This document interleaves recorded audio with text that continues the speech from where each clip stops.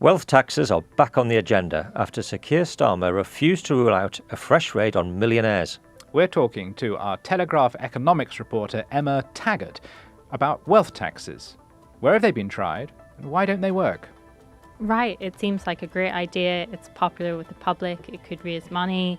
However, we've seen with other countries who tried this idea back in the 90s, back in the early 2000s, that actually issues came up again and again with collecting the tax and the administrative burden placed on governments and the exemptions actually didn't end up raising as much revenue as expected. Tim, you've just got back from Parliament where you were having your regular Wednesday therapy session, watching Prime Minister's questions. Did anything exciting happen?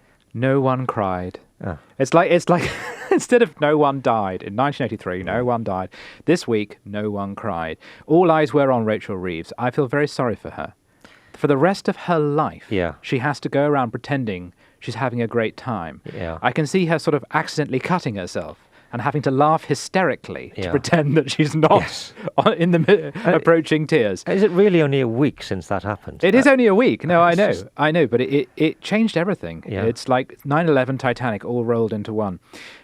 But there were two very interesting incidents. One was a question about COVID corruption, which felt targeted at James McMurdoch. This is the Reform MP who has now left Reform while he's being investigated for alleged discrepancies, etc., etc.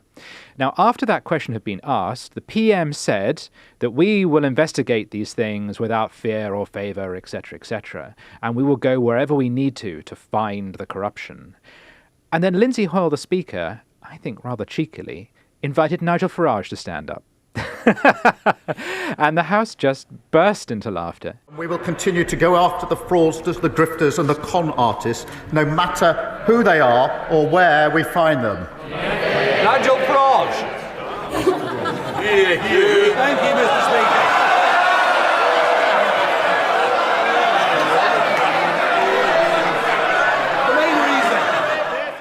And Farage tried to ask his question, which was about asylum seekers, but was barracked by Remainers, which led Lee Anderson to say this. 16. We can't hear you. And that we demand, the country demands, that you say to the French president, will you shut up? That's Lee Anderson, I think, speaking for the nation. Would you just shut up? A typically blunt Lee Anderson, I think it's fair to say. Future Speaker Lee Anderson. Oh, yes. Yeah, PMQs could be over very quickly It could. if he became Speaker. It could. 5-minute job, wouldn't it? So there was good fun making Nigel feel awkward, etc., etc., and reminding us that Reform has its own one-in, one-out policy at the moment. But the most substantive discussion, of course, was Kemi Badenoch versus Keir Starmer. And I think she handled this very well. She began by asking him if he was going to raise direct taxes. Mr. Speaker, in their manifesto last year, Labour promised not to increase income tax, not to increase national insurance, and not to increase VAT. Does the Prime Minister still stand by his promises? And he stood up and said, Yes. Short, sweet answer. But in which he did answer the question, in which he did importantly. unusually answer the question. And his side thought, well, he snookered her there by giving a very clear answer. The problem is she then followed up with another question and another question about different kinds of taxes. Will you raise pensions? Will you keep the tax bands fixed? Yeah. Right. Will you introduce a wealth tax? And each time he then had to give a very long and convoluted answer that sounded like he was dodging the question. And the one that we want to focus in on is this question about wealth taxes. Mr. Speaker, what is more worrying is that now he is flirting with Lord Kinnock's demand for a wealth tax. Let's be honest about what that means. This is a tax on all of our constituent savings, on their houses, on their pensions. It would be a tax on aspiration. Will the Prime Minister rule this out? So there you have the usual Prime Minister's answer. We're not going to make a budget up on the spot. We're not going to rule anything. I'm not really going to answer this question. nonetheless, having given that very definitive answer to direct taxes, Yeah. which, to be fair, was a manifesto commitment, so he feels he can do that. Yeah. The fact that he won't give a definitive no to these many other tax proposals is what's got many middle-class taxpayers. So she knew, and in a very wily way, she set up the inevitable headlines, which are Starmer refuses to rule out wealth tax, which she was exactly what she was aiming for. That's exactly what's happened. And that's part of the reason we're now talking about it. But also, it's not just something that came up in PMQs. It has been sort of bubbling under all week, hasn't it? Because Lord Kinnock, the former Labour leader, was on Trevor Phillips's show on Sky News on Sunday. And it came up then. And this was what he said when he was asked about it. You wouldn't have to touch assets of under 6 or 7 million. So people's houses would be secure, obviously. But even by going for an imposition of 2% on asset values above 10 million, say, which is a very big fortune, the government would be in a position to collect 10 or 11 billion a year. Now, it's not going to pay all the bills, but it does two things, or that kind of levy does two things. One is to secure resources, which is very important, revenues. But the second thing it does is to say to the country, we are the government of equity. And this is a country which is very substantially fed up with the fact that whatever happens in the world, whatever happens in the UK, the same interests come out on top, unscathed all the time, while everybody else is paying more for gutted services. How unhelpful is that to the Labour leadership? Yeah. to have a retired great statesman coming on and saying things like that and raising speculation. Although the basis for the speculation, of course, we should add, is because the welfare bill fell through. Yeah. And something between £5 to £1 billion now has to be accounted for. Yep. And they have made it clear that this means that other benefits goodies are no longer on the table, but we also suspect tax rises will come in the autumn statement so that the Prime Minister can stay within her fiscal rules on borrowing. Yeah, and Kemi Badenoch knows that. And after the Chancellor, after Crygate last week, she is just going to keep punching the bruise, isn't she? She knows it's their big vulnerability. She just keeps asking them about tax. They keep giving sort of evasive answers, which makes them sound shifty. She makes Rachel Reeves, therefore, look a bit shifty. It's a bit like a boxer after his opponent suffered a cut eye or something. They just keep punching away at that until they have to retire, which is what she probably hopes will happen to Rachel Reeves. Yeah. Anyway, regardless of whether wealth taxes are a good idea politically, there's also the question of whether they actually work economically. And so we've asked our economics reporter, Emma Taggart, to join us to talk about that. Emma, thanks for being here on the Daily Tea. Your Thanks for having debut, me. I believe. Very Excellent. excited. Good. You've been writing about wealth taxes, haven't you? Just give us a little flavour of where they've been tried before and whether or not they actually work. So this has been a bit of a touch and go experiment for a number of countries. Way back in 1995, there were around 12 countries across the world that were really invested in introducing wealth taxes. They included Sweden, Luxembourg, Finland. However, we've seen that a lot of governments have found it difficult to implement. There's been challenges in actually determining people's wealth and collecting the tax, as it's a bit harder to levy on wealth as opposed to income, so people's assets and investments, property, pensions. Most recently in 2018, France actually abolished its wealth tax because of these issues with collection. Actually costs rather a lot of money in order to establish these different levels, and instead they've gone with a real estate wealth tax. I think it's levied on properties of 1.3 million euros or more. So that's an alternative way in which one government has sought to kind of move away from an overall wealth tax to one that just looks at property.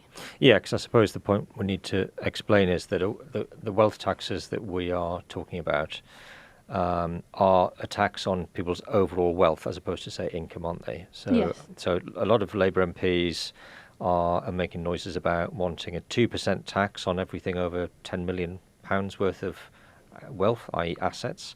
Neil Kinnock, Labour, it's Lord Kinnock now, isn't he, Tim?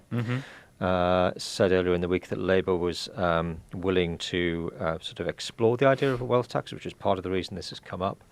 And so there are the issues, as you outlined, that there's a logistical issue with actually working out how what people's wealth is and therefore whether they should be taxed. And then presumably there's also an issue of whether people stick around to be taxed, because presumably capital flight becomes an issue in these countries as well, does it? Right, and that's something that we've seen come up recently in the UK, where we're seeing city grandees, business leaders talking about if we introduce this tax, it makes it the UK a less attractive economy for entrepreneurs, for investors, the type of people we want in this country in order to boost the economy. And if we see them leave, then actually who are we going to be left taxing with this wealth tax? And it would come on top of the non-DOMs reversal, on top of removing the VAT exemption for private school fees. So it feels as though the process of ratcheting up has already begun on the quote-unquote super wealthy.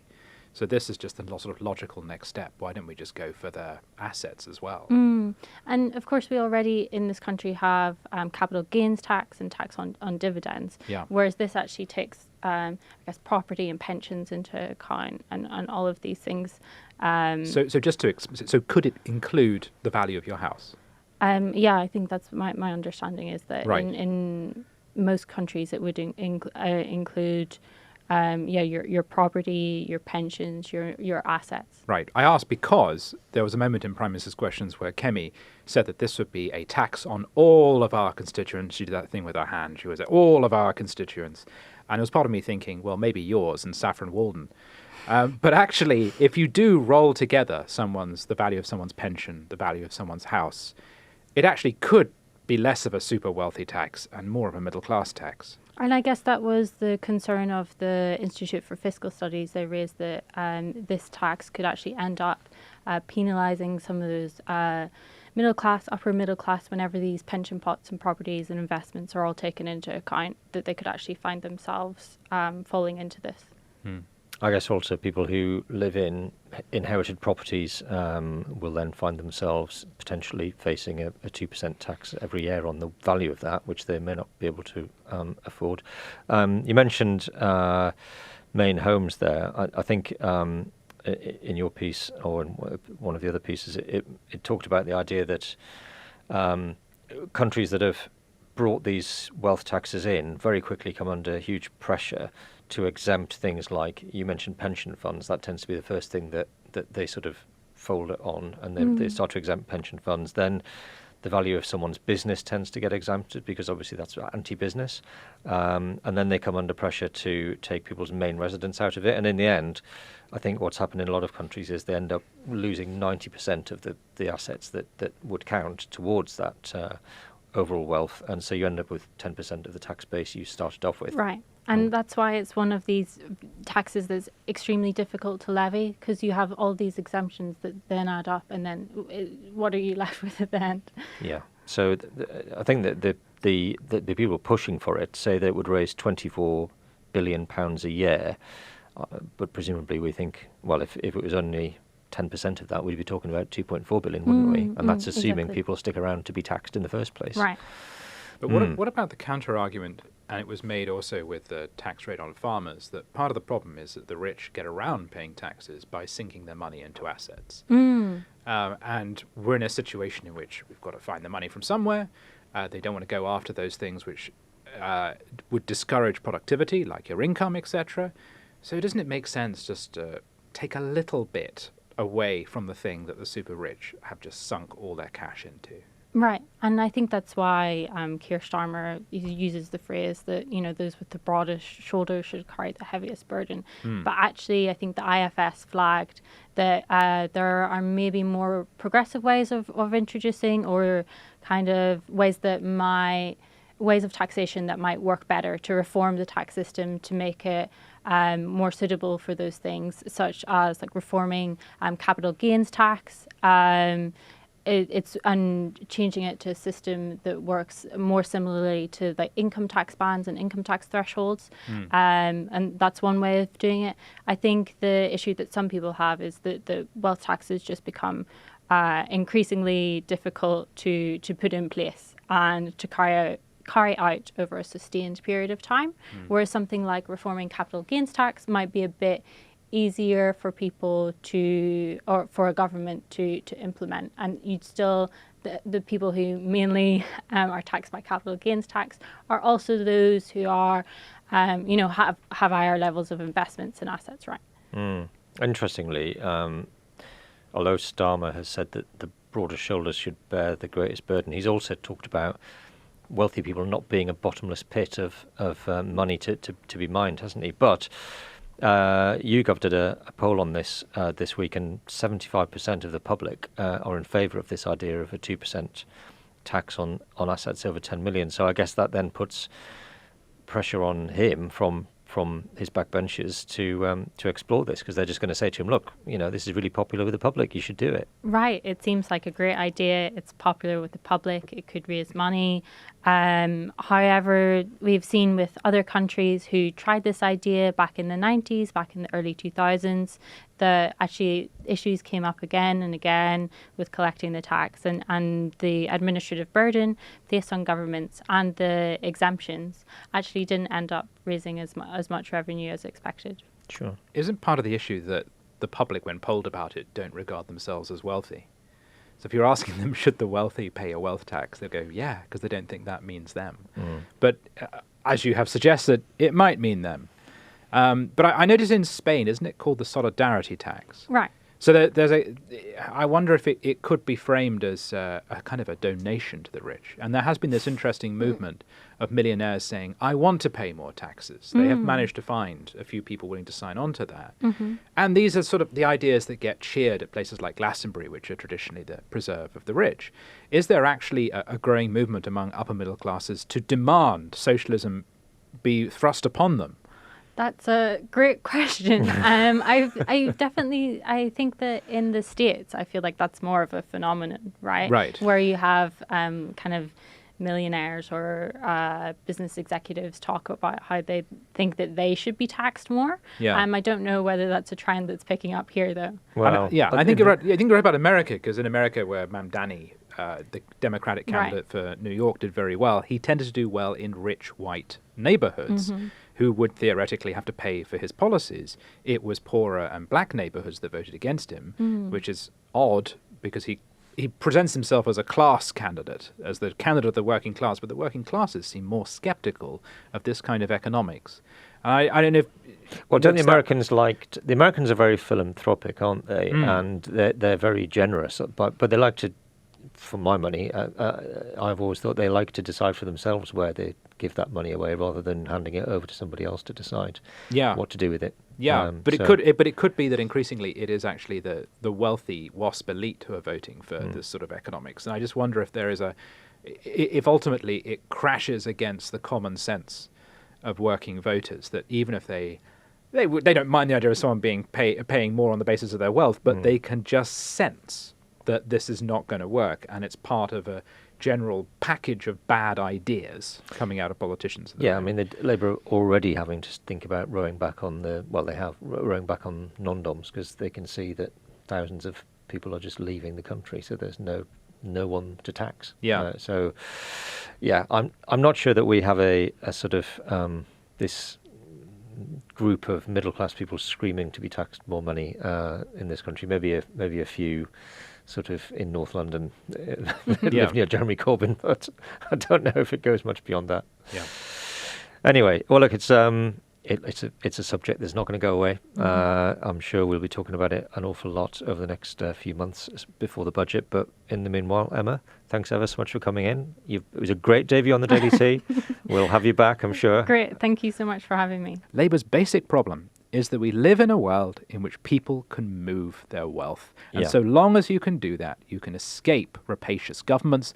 And if people run away, then the actual income to the Treasury goes down. Yeah, and worth mentioning that the projected number of people leaving Britain this year will be the highest number per capita of any country in the world, Right. according to the sort of estimates that are out there at the moment. I think 16,000 is the estimate for how many people are going to leave, how many millionaires are going to leave this year. And that's before we talk about wealth tax. That's just because of non-dom. And that's despite us getting the Bayeux tapestry from France. Yeah. Well, maybe they'll all come back now. But as I keep telling people, if you go to Reading Museum, you will see a perfect replica of the Bayeux tapestry on display 365 days of the year. You don't need to leave this country. You know that someone repainted the Sistine Chapel in a church in Goring-on-Sea. Goring-on-Sea? Goring-on-Sea, it's not true. Goring-on-Thames? No, Goring-on-Sea. Okay. It's down on the south coast. You don't need to go to the Vatican. There is an exact replica of the Sistine Chapel on the roof of a parish church in Goring-on-Sea.